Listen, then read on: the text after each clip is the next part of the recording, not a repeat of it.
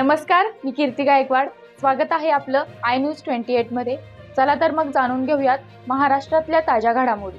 कुडूस नाका आणि वाहतूक कोंडी हा तिढा संपणार कधी?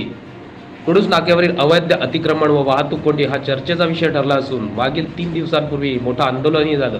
त्यावेळी सार्वजनिक बांधकाम विभाग त्याबद्दल माहिती देण्यात आली होती व 2 दिवसात हे काम पूर्ण करू असे आश्वासनही घेण्यात आले होते।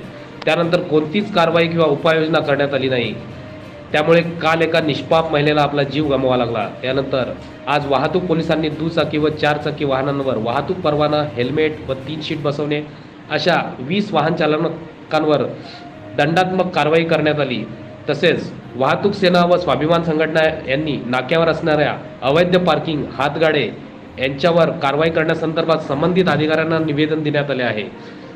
हा प्रशासनाला जाग आणण्याचा प्रयत्न यशस्वी ठरेल का? यावेळी नक्की ठोस उपाययोजना करण्यात येतील का, की नव्याने एखादा जीव गमवायची वेळ येईल? हा येणारा काळच ठरवेल। इंडिया न्यूज 28 साठी वाडा ब्युरो किरण दुपारे।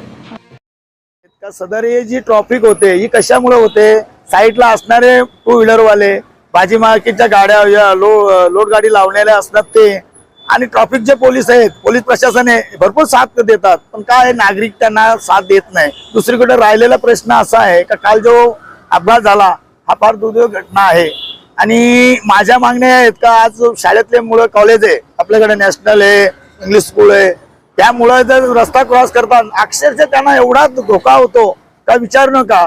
आणि वयोवृद्ध जे माणसं रस्ता क्रॉस करतात त्यांना सुद्धा रस्ता ओलांडता येत नाही, एवढी ट्रॉफिक आपल्याकडे। तर ती ट्रॉफिक व आपला कुडूस नाका सुरक्षित करावा असं ग्रामपंचायत व पोलीस निरीक्षण व तहसीलदार साहेब व PWD यांना मी माझं स्वतःहून लेटर बनवलेले आणि ते लेटर मी त्यांना देणार आहे।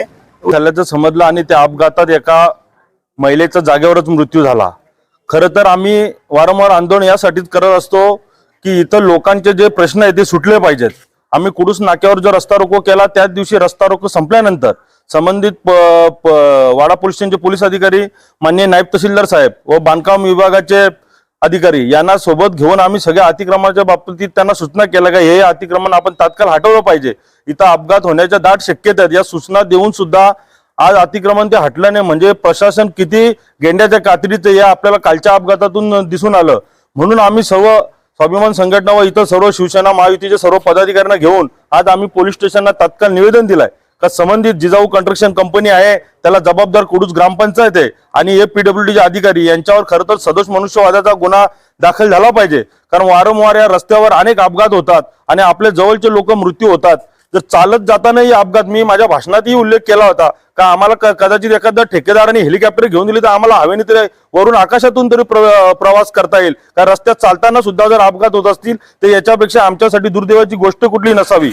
मी आपल्या चॅनेलच्या माध्यमातून एवढंच जनतेला आवाहन करेन की आपण जागृत व्हा, अंध भक्त बनू नका, भक्त बना, पण तुम्हाला जी वस्तुस्थिती दिसते त्याच्यावर बोलायला विसरू नका, कोणाच्याही मागे उभे राहा, पण जी वस्तुस्थिती नाकारू नका।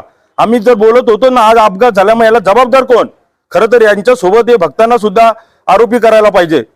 अतिशय भयानक अवस्था आहे, आपलं ठेवायचं झाकून आणि दुसऱ्याचं बघायचं वाकून, अशी तिथले सरपंच, उपसरपंच आणि त्या ग्रामसेवकांना सवय। कुडूस नाक्यावर लोकांना वॉशरूमला जायला बाथरूम नाही, टॉयलेट नाही, अशी परिस्थिती असताना तिथले उपसरपंच आणि जे सरपंच आहे ते दुसऱ्याच्या गावात डोकावत बसतात। आजपर्यंत यांना अनेक वर सूचना केल्या, कारण यांचे सगळ्यांचे हप्ते वसुली तिथं सुरू आहे। एक त्या भाजीपाला विक्रेतेकडून 50 रुपये, 20 रुपये, 25 रुपये, चहाचे टपरीवाल्यांकडून वेगळे वेगळे पद्धतीचे यांचे आकडे ठरलेले आहेत आणि सातत्याने पैसे वसूल करतात, म्हणून तर अतिक्रमण सुरू आहे। जर हे पैसे घेत नाही तर मग अतिक्रमण हटवायला पाहिजे, अशी आमची मागणी आपल्या चॅनेलच्या माध्यमातून आहे। ती पोलिसांना वारंवार सांगितलं आहे की कुडूसचा बाजार पासल्यानंतर जे कर्मचारी आहेत त्याच्यात आम्हाला अधिकचे 5 कर्मचारी द्या, 2 लेडीज आणि 3 जेंट्स द्या, म्हणजे ते बाजार मार्केटमध्ये कमीत कमी तिथं लोकांचं संरक्षण होऊ शकतं। कारण इतकी गर्दी असते, संपूर्ण MIDC कुडूस म्हणजे MIDC एरिया, 52 गावाचा जरी बाजारपेठ असला तर 52 गावाची लोकसंख्या 1 लाख असली तर इतर परप्रांतीयाची तिथं 5 लाख लोकसंख्या आहे, म्हणून तिथं अतिशय गर्दी असते। कुडूस नाक्याचा जो बाजार आहे त्याला कुठेतरी योग्य ठिकाणी जागा दिली पाहिजे। तहसीलदार महोदय साहेबांना विनंती करेन का योग्य ठिकाणी तिला जागा देऊन कुडूस नाक्यावर मेन रोडला तो कुठेही बाजार भरता कामा नये का, या बाजार भरल्याने हे वारंवार अपघात होण्याची ही कारणं आहेत ना।